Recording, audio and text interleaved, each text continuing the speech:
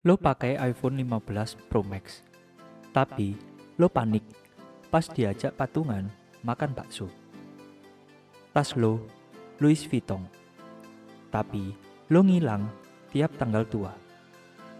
Lo post liburan ke Bali, padahal itu hasil gesek limit terakhir kartu kredit lo. Gue nggak nyindir, gue nyentil, karena realita hari ini makin menyedihkan. Orang rela pura-pura kaya cuma biar dihargai, cuma biar dianggap berhasil, cuma biar gak diremehkan. Tapi tahu gak sih, kamu itu bukan lagi jadi hebat.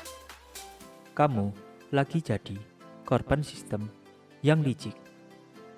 Sistem yang bikin kamu percaya kalau harga diri kamu bisa dibeli dengan barang yang mahal, tampilan yang mewah, dan feed Instagram yang memukau.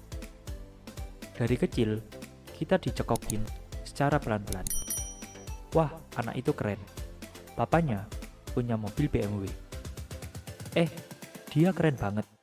Tasnya branded semua. Kamu itu malu-maluin.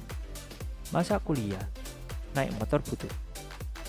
Society kita dibangun atas kebohongan yang kolektif, bahwa value kamu sama dengan barang yang kamu pakai.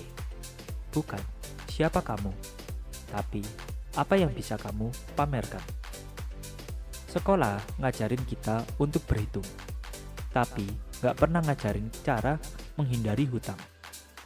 Orang tua ngajarin soal sopan santun, tapi kadang kita ikut-ikutan gengsi secara sosial. Dan tahu siapa yang paling diuntungkan dari semua ini, yaitu sistem kapitalis. Karena begitu kamu mulai bandingin hidup kamu dengan orang lain, mereka masuk, mereka jual mimpi. Mereka bilang, lo juga bisa kelihatan kaya, asal nyicil. Dan boom, perangkap mulai aktif. Dan lo jadi pion kecil dalam sistem ekonomi konsumtif yang rakus. Lo mungkin mikir, ya nggak apa-apa lah, asal kelihatan keren. Tapi lo sadar nggak, semakin banyak lo bohong soal gaya hidup, semakin lo kehilangan arah hidup. Kamu beli jam tangan yang mahal, padahal kerja lembur demi bayar cicilan itu. Kamu beli sepatu hype, padahal dompet kamu tinggal nafas terakhir. Yang lo kejar bukan kenyamanan, tapi pengakuan. Dan sayangnya, pengakuan dari orang-orang yang gak akan peduli kalau kamu gagal. Kamu bukan cuma pura-pura, kamu sedang menukar ketenangan batin dengan validasi yang instan. Lucunya, kita hidup meyakinkan dunia kalau kita sukses, sampai lupa nikmatin hidup kecil kita yang sederhana tapi nyata. Satu keputusan untuk pura-pura kaya itu kayak dorong batu pertama dalam domino bencana. Awalnya kecil, seperti ngopi setiap sore di kafe kekinian, bayar gadget pakai paylater, ambil paket liburan 12 kali cicilan. Tapi terus menumpuk. Dana darurat nggak punya. Investasi, lah makan aja mepet. Hutang, numpuk. Bunganya kayak monster liar. Lo stres, lo panik. Tapi lo nggak bisa berhenti. Karena lo udah kecanduan, bukan sama barang mahalnya, tapi kecanduan sama image palsu yang lo bangun sendiri. Dan ketika hidup lo sudah ambruk, gak ada yang peduli. Yang nge-like foto lo 300 orang kemarin, gak ada satupun yang bantu pas lo butuh. Itulah harga dari kebohongan status. Kita balik bertanya, kalau lo pura-pura kaya, siapakah yang paling diuntungkan? Yang pertama, ada bank. karena dapat bunga cicilan setiap bulannya. Yang kedua, ada brand, karena menjual tas, sepatu, baju yang bahkan mereka produksi dengan harga yang miring. Dan yang terakhir, ada influencer, karena lo jadi follower setia yang siap ditipu promosi. Dan kamu cuma jadi angka, cuma jadi mesin beli yang gak pernah puas.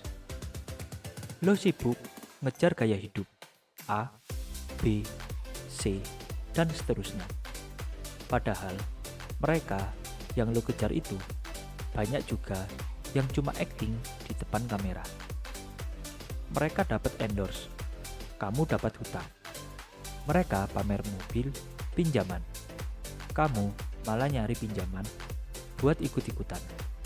Sampai kapan lo mau jadi pemain figuran di cerita orang?